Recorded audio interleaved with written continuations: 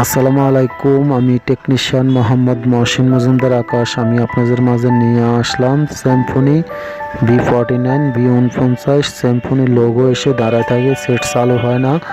ফিনলক pattern lock ভুলে গেছেন, কিভাবে ফিনলক প্যাটার্ন লক ক্লিয়ার করবেন, সিম্ফনি লোগো কিভাবে ক্লিয়ার করবেন, ওটা আমি আপনাদেরকে এই ভিডিওর মাধ্যমে দেখানোর চেষ্টা করবো। আর আপনারা যদি আমার ভিডিওতে নতুন হয়ে থাকেন তাহলে সাবস্ক্রাইব করবেন আর লাইক কমেন্ট শেয়ার করবেন। ফুল ভিডিও দেখবেন, তাহলে বুঝতে পারবেন কীভাবে Symphony V49 V49 সিম্ফনির logo clear করবেন, ফ্যাটাম লক পিন লক কীভাবে ক্লিয়ার করবেন, ওটা আমি আপনাদেরকে এই ভিডিওর মাধ্যমে দেখানোর চেষ্টা করবো।